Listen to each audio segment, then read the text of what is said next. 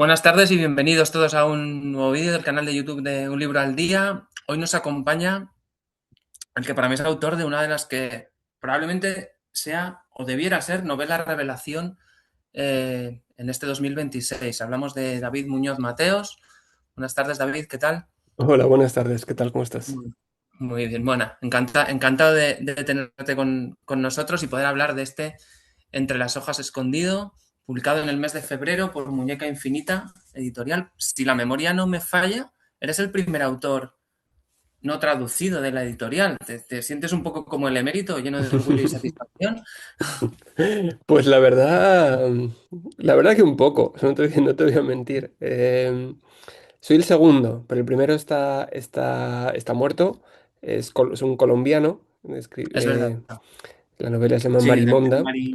No, tierra. em, Pero es verdad que cuando le mandé el manuscrito al editor, a Juan Pablo, recuerdo que a lo largo del proceso en el que él iba leyendo el manuscrito, mucho tiempo me iba diciendo que probablemente no me iba a publicar porque ellos solo publicaban traducciones y Ujú. rescates. Y dije, bueno, pues oye, nada, lo que sea, me vas diciendo, y al final me dijo, oye, mira, que al final he pensado que sí, que te publicamos. Así que hubo un poco de cierta satisfacción, no tanto como orgullo, pero cierta satisfacción hubo. Bueno, para quien no haya oído hablar de la novela o no la haya leído, y simplificando mucho o muchísimo incluso, Entre las hojas escondido es la falsa, podríamos definirla como la falsa biografía de Samuel, un niño feral, un niño salvaje, Ujú. que ya de por sí es una figura súper potente. ¿Por qué crees que nos puede atraer tanto en general y a ti en particular la figura de un niño, entre comillas, salvaje? Sí, no, había muchos motivos, yo creo. Y según iba investigando me daba cuenta de que había más y más motivos. O sea, yo lo primero que recuerdo pues es a Mowgli, es a Tarzán, es estas historias, sobre todo el niño o el adolescente que es capaz de comunicarse con los animales y que es capaz de vivir como ellos. Aquello me Mm, parecía impresionante. Y había una parte de mí que yo creo que es también esa parte salvaje que todos llevamos dentro, ese animal salvaje que todos somos en el fondo o en algún lugar de lo que somos, eh, a eso apelaba, ¿no? Entonces, estaba en esas ficciones que a mí me interesaban mucho, que me gustaban mucho, que me hacían sentir muy vivo mm, esa convivencia con los animales. Luego, llegué a los libros sobre niños reales, al darme cuenta mm, de que eso era cierto, a Víctor de la Aveirón, a Marie Angelique, a Malay Kamala en la India, como decir, ostras, que todo esto que estaba imaginando yo es real, todo esto, o puede ser real, o hay un, mm, hay un proceso ahí hay niños a los que les ha pasado esto. Ver cómo esos niños luego se les intenta reintegrar en la sociedad, ver las dificultades, ver cómo ven ellos la sociedad, ver la sociedad a través de sus ojos, ver lo que nosotros somos a través de mm, sus ojos. Y luego, lo último, que esto ya fue como al final del proceso del libro, o ya bien avanzado en la escritura, lo que me di cuenta, lo que realmente me fascinaba por encima de todo, era, no era ni la ficción ni la realidad, sino que estos niños se encuentran entre medias, que mm, sus historias nunca está del todo claro que sean ciertas. Ni del todo claro que sean falsas. Hay autores que se las creen, hay autores que se las creen todas, hay autores que solo se creen algunas, hay autores que no se creen ninguna. Eh, y de repente tener una figura a la que le decimos todo lo que me has contado sobre ti, o todo lo que han contado sobre ti, que creciste en el bosque con los animales, que aprendiste a hablar después o no aprendiste a hablar, todo eso por contacto con los animales, todo eso no es cierto. Y de repente tienes esa mm. identidad que se desdibuja, que está en ese límite entre lo humano y lo animal, pero también entre la realidad y la ficción. Y eso narrativamente pues me parecía súper interesante. Ujú. Luego hablaremos de esto, pero yo creo, para mí, el concepto de frontera, dentro de sus más amplias acepciones, digamos, pero es fundamental en la novela. Pero luego hablamos de ello. Has hablado de Tarzán, de Mowgli. ¿No te da la sensación de que el tema de los niños ferales ha sido mucho más tratado, al menos recientemente en el cine? que en la ficción, que en la ficción literaria, porque a lo mejor sí que a nivel ensayístico, antropológico, Mm. tal, sí que, pero en ficción hay como un vacío, ¿no? Sobre el Sí, tema. la verdad que no hay tanto. Así como el niño salvaje como tal, no, no hay tanto, quizás porque las historias reales son tan fuertes. Sí que hay, por ejemplo, T.C. Boyle tiene un libro sobre que retoma la historia de Víctor de Lavirón, que es el caso más famoso. O sea, sí que hay ficciones o libros, digamos, de narrativa que recuperan los casos reales. Em, También entre la ficción y la no ficción, porque lo novelizan un poco. Pero, pero sí, me parecía que había un vacío ahí, quizás. O tal vez que. Es decir, no, no conozco ningún otro niño salvaje creado ad hoc para una novela, Ujú, como en el caso como puede ser el caso de Samuel. Sí hay personajes que son niños salvajes que, pero que sirven a otras cosas. ujú, Por ejemplo, estoy pensando en el niño cabra de John Barth. John Barth, que ujú, es el autor que hizo El plantador de tabaco, tiene otra novela, otro novelón de mil y pico páginas que se llama El niño cabra. Y también es una cosa tremenda, claro, no va tanto sobre ujú, la experiencia de un niño salvaje, sino que el niño salvaje quizás sirve como alegoría, como ujú, símbolo para expresar otra cosa. Em, que eso pasa mucho para hablar de la inocencia, para hablar del ujú, contacto con la naturaleza, para hablar del buen salvaje. O sea, de repente se ujú, convierten en símbolos, pero eso ha pasado siempre con los niños salvajes. Se les ha hecho ser otra cosa de la que son, que la que son. Y a mí me apetecía hacer un niño salvaje lo más apegado a la realidad posible, lo más concreto posible, lo más ujú. identificable posible, que no fuera nada más que él mismo. Yendo ya centrándome un poco más en lo que es en la novela, al principio parece, entre comillas, dirigirse como a una novela más menos de intriga, ¿no? Hay una subtrama por ahí de una comuna más o menos extraña que abandona, no se sabe en principio muy bien por qué a Samuel, y bueno, esa subtrama, digamos, entroncaría yo creo un poco con las leyes de la caza de Pilar Fraile, pero luego la novela se abre a un mogollón de aspectos, ¿no? Pues eso, lo pedagógico, tema de la memoria, la construcción de la identidad y demás. Bueno, a lo que iba, que me enrollo. Yo quería preguntarte si la novela que tú inicialmente tenías en la cabeza o la primera idea que tenías de la novela se corresponde la novela final Ujú. o ha habido muchas reescrituras, podas, añadidos y demás. La verdad que no sé si es una virtud o un defecto, pero yo he sido bastante fiel a mi propósito, a mi proyecto inicial. Creo que en un momento, antes de empezar a escribir, hicieron en el personaje de Samuel, en el personaje del niño salvaje, hicieron clic muchas cosas que a mí me interesaban mucho. El tema pedagógico, como dices, el tema del territorio, de la exploración del territorio, del análisis de la descripción, esa- hablar de la Sierra de la Culebra, el tema del lobo, el tema de la máscara. Eh, de repente, o sea, en la figura del niño salvaje vi que todos esos temas entraban. O sea, quizá la idea original fuera escribir una historia sobre un niño salvaje cuya identidad es difusa, cuanto menos. Ujú, Pero, pero poco a poco pensando me di cuenta de que ahí entraban muchos otros temas y quise tratar todos esos temas. Entonces, de repente, ujú, la verdad que cuando empecé a escribirlo vi que tenía entre manos algo muy grande, algo que era como demasiado, muchísimos temas que ujú, podía tratar. Em, y lo que más me costó fue ordenarlos, fue estructurar ujú, el libro. Pero sí, o sea, creo que desde el principio tuve claro que quería que esto fuera como ha sido más o menos el final. ujú, Es una cosa un poco extraña porque me di cuenta también que la novela no es una novela donde todo esté explicado, donde todo esté muy ujú, claro. Es una novela en la que hay cosas muy confusas, pero he tratado o sea, pero esa confusión yo la veía al principio, yo veía que existía esa confusión en el personaje y quería transmitir esa confusión. No, ujú. no, no he tratado de aclararla después, sino transmitir lo mejor posible esa confusión. Sí, esa confusión, claro, está en la propia cabeza de Samuel. está claro. esa confusión y luego se ve. Hablábamos antes de uno de los. Bueno, para mí hay varios conceptos o aspectos claves en la novela. Uno de ellos es el concepto de frontera. Hay frontera, bueno, una frontera geográfica clara, ¿no? La acción transcurre en la Sierra de la Culebra, entre España y Portugal. Hay una frontera más, digamos, mental, ¿no? El eterno concepto o la eterna dicotomía civilización o barbarie, ¿no? Ujú. Ya tratada, pues yo qué sé, desde Doña Bárbara en el año Sí, sí, sí. 20 y no sé cuánto, ¿no? Pero bueno, que siga estando ahí.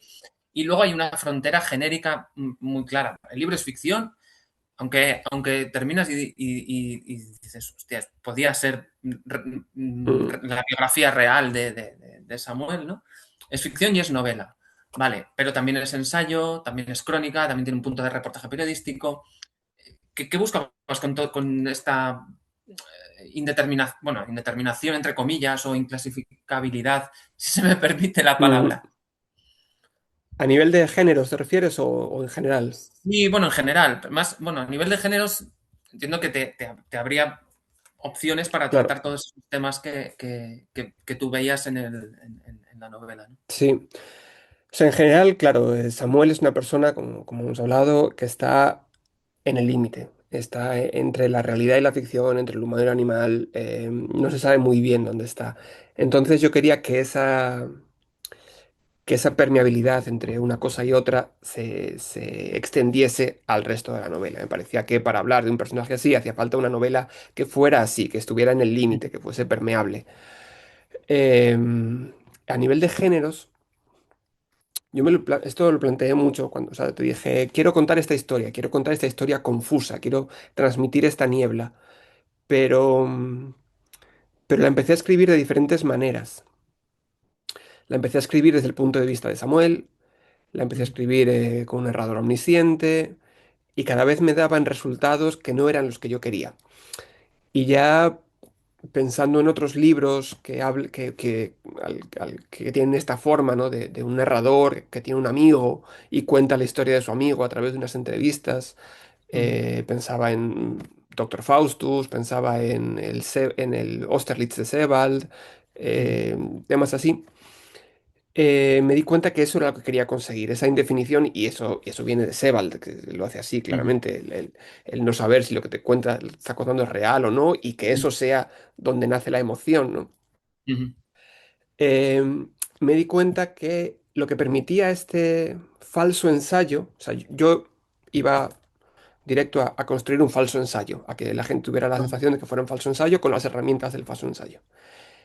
Sin embargo, en un momento del proceso, y ahí tuve que volver atrás y retomar, me di cuenta de que no, de que yo quería escribir una novela. En el sentido de que para mí el ensayo es un género en el que todo está muy dicho, en el que todo se explicita mucho. Mientras que en la novela, o por lo menos en las novelas que a mí me gustan, las cosas, esto lo decía Flaubert, todo sucede en segundo plano. Todo sucede en las transiciones. Hay muchas cosas no dichas. Y, o sea, te estoy contando una historia, una cosa con palabras, pero en realidad lo que te estoy contando es otra cosa distinta, que es lo que tienes que la sensación que tengo que generar, las impresiones que tú tienes que obtener, etcétera. Entonces yo me dije, yo quiero crear una novela dentro de la cual hay un falso ensayo. Y entonces cobraron mucha más relevancia las entrevistas. El momento en el que el narrador y Samuel están juntos, qué pasa en esos momentos, esa vivencia, mucho más que, mucho más que los fragmentos ensayísticos o la narración de acontecimientos que pudiesen sostener una serie de ideas. De repente lo que me interesaba era ese choque entre los dos, lo que estaba sucediendo entre los dos, em, bueno, sin olvidar lo otro. Entonces, como que estos dos géneros, este falso ensayo y esta novela, me permitían manejar todo esto que quería transmitir. Otro concepto clave y ligado a esto que has comentado, ¿no? Es el de, bueno, de llamado desdoblamiento, no sé si es lo más correcto, ¿no? Pero está Samuel, está el narrador. Bueno, desdoblamiento, máscaras, ahí la escena del carnaval del capítulo 7 creo que es, ¿no? Ujú. Es, o sea, es como muy icónica, que dirían los jóvenes, ¿no? Pero bueno, eso, sobre todo el desdoblamiento entre Samuel y el narrador. No te va a preguntar cuánto de ti, paso. O sea, me da igual, Ya, es ya, ficción, ya. no me importa. De verdad. Pero ¿son Samuel y el narrador la imagen especular uno de otro? ¿O digamos que están como uno a cada lado del espejo y se miran y a ver qué ven? No sé si me consigo Sí, sí. explicar. Sí, yo, hombre, cuando empecé lo hice con la idea del doble, claro. Samuel es el doble del narrador, el Samuel es todo lo que el narrador, de una forma un tanto extraña, que también me apetecía explorar eso, es todo lo que el narrador envidia. Una Ujú, envidia muy básica, muy, un poco malsana quizás a veces, porque el narrador es el privilegiado, el narrador es el civilizado, el narrador, pero existe esa tensión, como siempre ha habido en todas estas historias sobre civilización y barbarie, siempre hay esa ujú, envidia latente, que ujú, es que es lo más potente de la novela, creo. ujú, Y, y entonces me apetecía crearla con ellos dos. Yo creo que la novela nació de ahí, nació de explorar, de querer explorar cómo se puede envidiar a alguien al que le falta de todo, al que le falta ujú, hasta el lenguaje prácticamente, al que es incapaz de integrarse en una comunidad, que vive en la pobreza, en la miseria, y sin embargo somos capaces de envidiar a personas así, ujú, somos capaces de romantizarlos y en esa romantización hay algo más. ujú, Entonces no sé. Por ver a tu pregunta, no sé hasta qué punto son como un mismo ser escindido o dos criaturas que se miran a cada lado del espejo. Em, o sea, veo más bien la primera opción porque creo que el narrador busca en Samuel algo que le complete, ujú, que es el arraigo, que es la conexión con la naturaleza, que es ese encontrar un lugar, aunque sea mínimo, dentro de una geografía que es la geografía del narrador, ujú, y dentro de una sociología que también era la sociología del narrador, aunque se marchara. ujú, Em, entonces sí, yo creo que el narrador tiende a completarse en Samuel, em, y Samuel entiendo que también, pero Samuel se ve distinto de todos los demás. ujú, Samuel quizás ve el mundo de los otros, del narrador y del resto de la gente, y se dice, yo no pertenezco a él del todo. Eh, ujú, pues bueno, ahí hay como muchas tensiones, creo. ujú. Hablabas del lenguaje de Samuel y ese es otro de bueno, estamos hablando de literatura, de una novela y hablar parece que es una perogrullada, ¿no? Es decir, que el lenguaje es fundamental. Evidentemente, trabajáis con las palabras, o sea, sería absurdo negarlo, pero en el momento en el que tú decides dar voz a Samuel, que Samuel se exprese en primera persona, ahí hay una decisión ética y estética, ¿no? Ujú, En esa sintaxis que le das, en ese perpetuo presente en el que se expresa, en los constantes así y aquí que le fijan mm, al momento, pero que también dejan esa sensación de la que hablabas tú, ¿no? De no saber muy bien qué es real y qué no es real. Em, en el trabajo este con el lenguaje especialmente de Samuel, ¿cómo fue el proceso de documentación? Hiciste mucho me imagino que habría un trabajo de documentación potente, ¿no? Em, sí, ¿Cuál fue? sí, sí. Más o menos. Bueno, he leído muchos libros sobre niños salvajes y todos ellos hablaban de la importancia del lenguaje. Es que em, de hecho, durante mucho tiempo se pensó que lo que hacía humano al ser humano era el lenguaje. Y entonces, como Ujú, los niños salvajes, muchos de ellos no tenían lenguaje, a muchos de ellos se les dejaba fuera de la categoría de Homo sapiens. Linneo, cuando hace su clasificación de las especies, a los niños salvajes los pone fuera del Homo sapiens. Son otra cosa. ujú, Eh, luego ya hay análisis biométricos, etcétera, y ya la ciencia dice, no, no, bueno, está bien, son humanos. Pero en todo caso, todos estos autores que hablan sobre niños salvajes, pedagogos, psicólogos, filósofos, periodistas, etcétera, se fijan mucho en el lenguaje. Primero por eso, porque hay muchos que no lo llegan a adquirir. Entonces resulta que un niño cuando es abandonado en la naturaleza, em, si no ha adquirido el lenguaje antes de los 5 años, ya no lo adquiere. Ujú, Em, Cuando Jean Itard, el pedagogo que estudia a Víctor de la Veyron, ujú, quiere reintegrarlo en la sociedad, frente a otros médicos que decían que era alguien, que era un idiota incurable, que no tenía remedio, ujú, Jean Itard quiere reintegrarlo en la sociedad. Lo primero es intentar que hable. ujú, Eh, Porque eso demostraría que el único problema que ese niño ha tenido es que le ha faltado socialización durante X tiempo y que ujú, entonces, una vez recupera la socialización y el habla, puede reintegrarse. No consigue reintegrarlo. Llega a decir algunas palabras, Víctor. Sin embargo, hay niños que sí que hablan. Y son ujú, aquellos que tenían algo de lenguaje antes de ser abandonados. Incluso lenguaje de signos. Ha ujú, habido casos de niños que con lenguaje de signos, porque sus padres, su madre era sordomuda, ya después fueron capaces de hablar. Y luego el caso, por ejemplo, está el caso de Marie Angelique, eh, que ella sí hablaba, pero hablaba una lengua nativoamericana y ujú, luego pudo hablar francés. Y está el caso de Marcos Rodríguez Pantoja. Y Marcos Rodríguez Pantoja es el de la película de Entre Lobos, que ujú, es un hombre ahora de 80 años que vive en Galicia. Él fue vendido a un pastor a los 5 años y el pastor murió y se pasó 13 años viviendo en la naturaleza. ujú, Él hablaba antes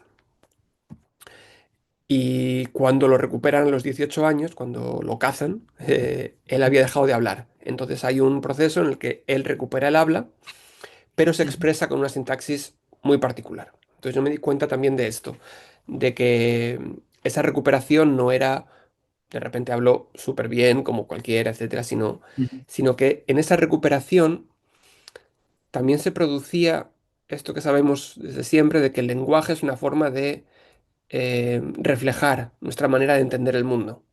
ujú, Le pasaba a Marcos y le pasa a Samuel. Lo que intenté yo con el lenguaje de Samuel, a partir de todo esto, fue decir, bueno, voy a crear un lenguaje que de alguna manera esa sintaxis refleje la manera en que Samuel comprende el mundo. Entonces, ujú, todos los verbos están en presente porque para él todo sucede ahora mismo. ujú, El pasado, los recuerdos, los está reviviendo todo el tiempo. Em, Utiliza mucho el pronombre personal, el pronombre reflexivo. Me sí, llueve, me caen las hojas, etcétera. ujú, También hay como una sensación de un contacto mucho más íntimo con el entorno, como si todo se filtrara a ujú, través de él. Y luego el así o el aquí, que lo anclan, que tiene ese ujú, anclaje a la realidad. Y también el así para mí era, o sea, el así me vino primero y luego reflexioné ujú, por qué, de dónde me venía. Y yo creo que es una manera de mostrar lo autoritario que es Samuel, que es ujú, alguien que, como él no encaja en el mundo, trata de decirle al mundo cómo tiene que ser. Trata de ujú, plegar el mundo a sus necesidades. El mundo tiene que ser así. Y entonces ese así todo el tiempo es una manera como de ordenarle al mundo, sé verde, sé rojo, sé ujú, amarillo. sí, Em, bueno, pero también me permitía hablar de ese rasgo, de ese carácter de Samuel tan, ujú. tan poco efectivamente autoritario, poco eficazmente autoritario. A mí, bueno, ya quienes lean la reseña, ¿no? Claro, a mí el tema del lenguaje de Samuel me parece uno de los, entre otros, pero uno de los mayores aciertos de la novela. El último, bueno, sí, el último punto, digamos, el último aspecto, pues, el último pilar, vaya, sobre el que se construye la novela, para mí es bueno, para mí, para cualquiera, yo creo que es el paisaje, ¿no? Esa Sierra de la Culebra, con sus sonidos, con sus olores, Mm, con sus ruidos. Y en ese sentido, yo, bueno, ya te lo comenté, pero ahora nos explicas. Yo le veía un punto de diversidad. No es otra Castilla, ¿no? No es, mm. no es Sedano, ni es Valladolid, ni tal. Jo, yo para mí la novela entronca con los santos inocentes y con las ratas y con esa parte la narrativa de Delibes, ¿no? Aquello, la Eh, influencia del paisaje en lo humano, la inserción de lo humano en el paisaje. ¿Fue uno de tus referencias a la hora sí, de escribir la novela? sí, sí, o sea, esa manera de vincular el paisaje con el paisaje humano que hace Delibes, esa manera casi de hablar de pues la dureza de Castilla con la dureza de esos espíritus y de esas almas que la habitan. Eh, o sea, la novela sale de ahí claramente, sale de ese imaginario probablemente.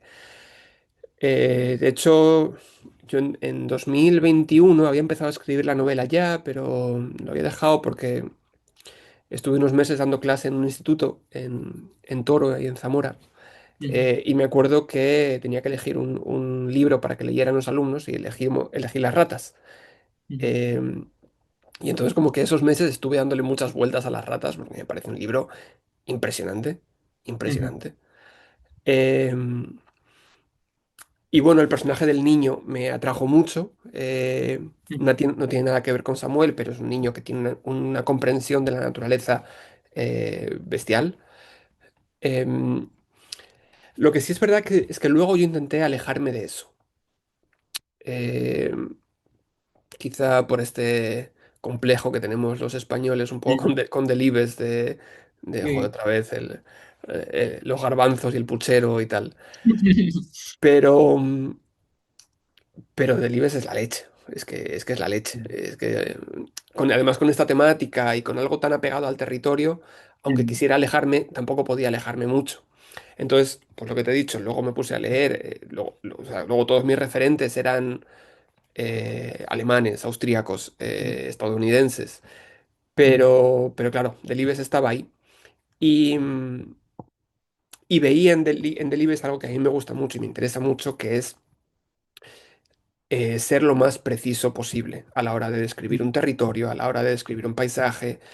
Yo creo que si Samuel parece real al final, que es un poco lo que yo quería conseguir, yo quería como, ujú, igual que el narrador, yo quería incrustar a Samuel en la realidad, digo, que quería darle un lugar, quería ujú, que la gente, que el lector tuviese a Samuel o viera a Samuel a su lado o cuando fuera a un lugar, viera pasar a Samueles por ahí, ujú. ¿no? Sí, sí. Entonces, para eso, yo tenía que darle la mayor realidad posible y por eso me interesaba la prosa de Delibes, porque es Ujú. esa precisión, esa concreción, esa... La novela, si no me equivoco, empezaste a escribirla en 2016, 2017 Ujú. y han pasado ya 10 años desde que comenzó la escritura hasta su publicación. ¿Qué sientes después de 10 años? O sea, bueno, me imagino que después o sea, de cara a la publicación habrá tenido una relectura profunda, si es que no ha sufrido variaciones y demás, pero ¿qué sientes después de 10 años como padre de la criatura? Uf, ¿no? Es un poco la hostia, la verdad. Eh, eh, o sea, ha sido... Los primeros 5 años, o sea, tampoco escribí tanto, estaba más bien estaba por allí viviendo en cerca de la Sierra de la Culebra y me dediqué a conocer la sierra, pero bueno, con esto en la cabeza siempre. Entonces de repente por fin quitarte esto de la cabeza, sacarlo, tener esa sensación de que, o sea, de que Samuel está lo más cerca de ser de carne y hueso que podría estar, salvo pariéndolo, eh, es la leche. Sí, sí. O sea, creo que también lo que te dije antes, el proyecto se parece mucho a lo que pensaba en el inicio de que sería. Entonces hay algo ahí como de que estos 10 años de repente han cobrado realidad. Eh, es sorprendente, es una sensación extraña, pero y sorprendente. Eh, Nada, muy contento, pero muy extrañado de decir, es tanto tiempo llevando esto en la cabeza que de repente adquiera esa realidad eh, y que haya gente, no mucha gente, pero que haya gente para la que la Sierra de la Culebra ya está ligado y Santa Cruz de los Cuerragos ya está ligado al nombre de Samuel. No sé, me apetecía eso, como intervenir en la realidad, pero creo que intervenir en la realidad es muy complicado, que hay que hacerlo con mucho cuidado, que la realidad es una cosa muy importante. Y, y me parece que o sea, estoy orgulloso de, de haber conseguido eso, haber introducido en la realidad en la Sierra de la Culebra a Samuel. La Sierra de la Culebra, más allá de los malditos incendios, ¿no? Mm. De hace el Sí, verano pasado, un par de del verano años. pasado y hace 4 y de los que vendrán. Bueno, decías que gente, no mucha gente. Bueno, pues desde aquí animamos a que mucha más gente se acerque a la Sierra de la Culebra, si no es físicamente, al menos en la ficción, que entre en el mundo de Samuel, en el mundo del narrador, en tu mundo, y que disfruten, si no tanto, con que disfruten la mitad de lo que he disfrutado yo leyendo Entre las hojas escondido, yo creo que con eso será más que suficiente. Así que nada, muchísimas gracias, David, Nada, por muchísimas gracias a ti, acompañarnos Coldo. un rato, por la charla que ha estado súper interesante. Y nada, pues emplazar a la gente que nos ve a nuevos vídeos próximamente en este canal. Eso es. Muchas gracias. Muchísimas gracias, un abrazo.